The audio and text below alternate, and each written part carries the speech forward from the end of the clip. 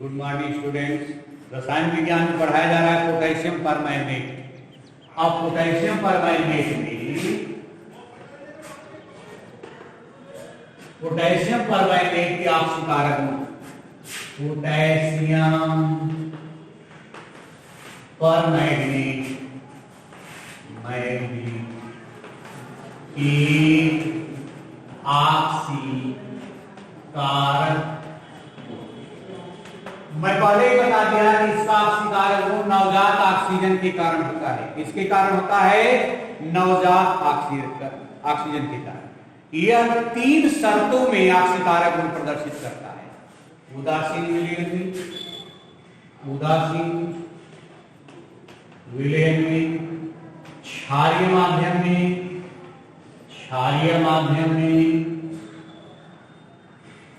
और अम्लीय माध्यम। तो पहले हम चर्चा करेंगे उदासीन विलयन। उदासीन विलयन में यह कैसे ऑक्सीकारक गुण को प्रदर्शित करता है। उदासीन विलयन में पोटेशियम परमैंगनेट के ऑक्सीकारक गुण उदासीन विलयन। चले भाई देखें क्या करता है उदासीन विलयन में। यह नवजात ऑक्सीजन देता है और इसका पहला उदाहरण है कि यह मैग्नीशियम सल्फेट को मैग्नीज डाइऑक्साइड में ऑक्सीकरण कर देता है। यह मैग्नस सल्फेट का मैग्नीज डाइऑक्साइड में ऑक्सीकरण कर देता है। जैसे देखें 2KMnO4 प्लस पोटेशियम परमैंगनेट हो गया। अब मैग्नस सल्फेट 3MnSO4 दोनों क्रिया कर रहे किसकी उपस्थिति में? पानी की। अब देखें रिएक्शन क्या होता है। मैग्नस सल्फेट जो हमारा है यह मैग्नीज डाइऑक्साइड में परिवर्तित हो जाता है। कैसे हो रहा है? MnO2, यही मैग्नीज ऑक्साइड है। यह चीज किसमें परिवर्तित कर दिया? मैग्नीज ऑक्साइड में, और K2SO4 और एक H2SO4 बन गया। K2SO4 potassium sulphate plus sulphuric acid. Balance कर लेना संकरण को। संकरण आपका बैलेंस हो जाएगा तो यह 5 हो जाएगा, वहां 2 हो जाएगा। 5 यहां 2। यह है हमारा उदासीन विलयन। अब हम बात करेंगे क्षारीय माध्यम। जब यह क्षारीय माध्यम में करता है तो पोटेशियम परमैंगनेट का जो पर्पल बैंगनी रंग है वह हरे रंग में परिवर्तित हो जाता है। क्योंकि यह पोटेशियम परमैंगनेट पोटेशियम मैग्नेट में अपचयित हो जाता है। इसमें इस माध्यम में बात हो रही है हमारी क्षारीय माध्यम। क्षारीय माध्यम में नोट्स मिलेगा आपको। क्षार क्या होगा? Potassium hydroxide. बना क्या दिया? K2MnO4। क्या बन गया? 2KMnO4 प्लस 2KOH, B का निशान 2K2MnO4 plus H2 plus oxygen मिल गई। यह इसी के कारण क्षारीय माध्यम में बैंगनी रंग का पोटेशियम परमैंगनेट हरे रंग के पोटेशियम मैग्नेट में अपचयित हो जाता है। अब इसका एक ऑक्सीकारक गुण और देख लीजिए। क्या करता है यह कि एथिल अल्कोहल को एस्टरडिहाइड में ऑक्सीकृत कर देता है। एथिल अल्कोहल को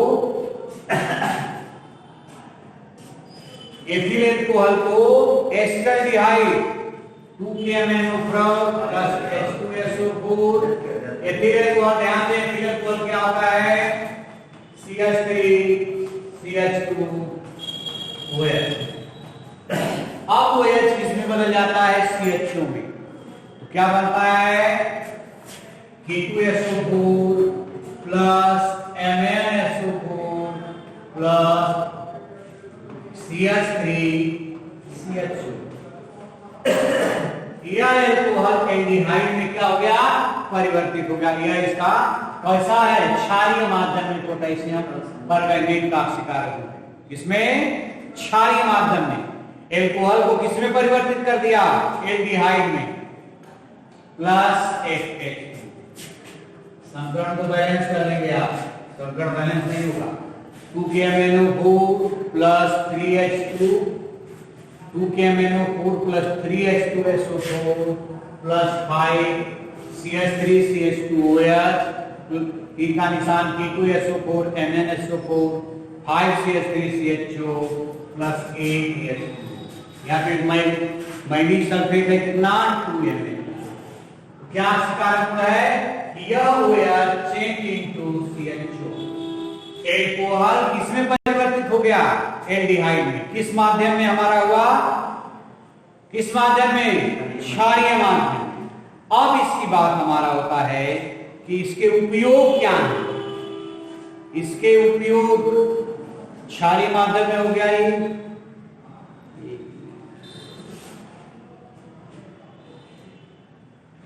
क्षारीय माध्यम में यह हो गया हमारा अम्लीय माध्यम, अम्लीय माध्यम, अम्लीय माध्यम। अगला उदाहरण क्षारीय माध्यम का था, यह अम्लीय माध्यम में है कि क्या कर रहा है, अम्लीय माध्यम में बहुत से उदाहरण आपके हैं। एथिल एल्कोहल को एस्टल्डिहाइड में उपयोग कर।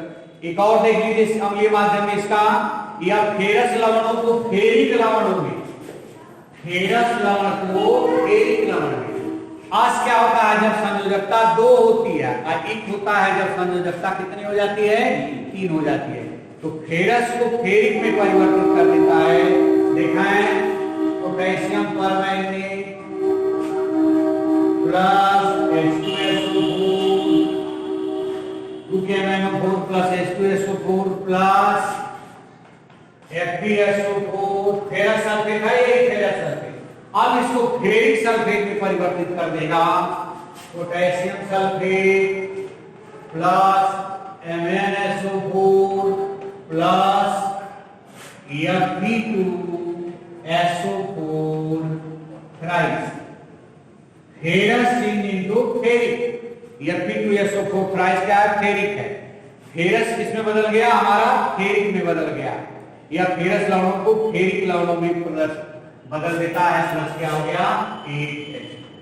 ये हमारा फेरस यह है और फेरिक है। यहाँ पे आयरन की संयोजकता 2 है और यहाँ पे आयरन की संयोजकता 3 है। इसको बैलेंस कर लीजिए, 2KMnO4 plus 8H2SO4 plus 10FeSO4, K2SO4 plus 2MnSO4 plus 5 Fe2SO4 thrice से देखें, Fe2SO4 थ्राइस। यहाँ की संयोजकता कितनी है इसकी, 3 प्लस 8H2।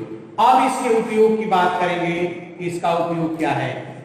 देखा है, लाल दवा का उपयोग अस्पतालों में अगर कोई चीज कट जाती है, कट पिट जाती थी, उस पर लाल दवा गिरा करके हम पट्टी बांध देते थे। और यह कीटाणुनाशक है, संक्रमण रोधी है, कीटाणुनाशक है।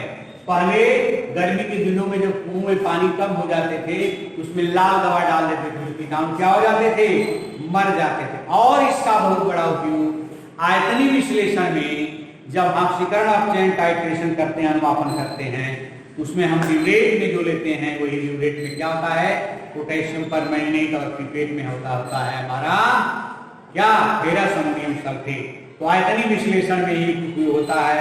बायर अभिकर्मक के रूप में इसका प्रयोग करते हैं, लेकिन सबसे बड़ा उपयोग इसका है संक्रमण रोधक और कीटाणुनाशक के रूप में इसका हम प्रयोग करते हैं।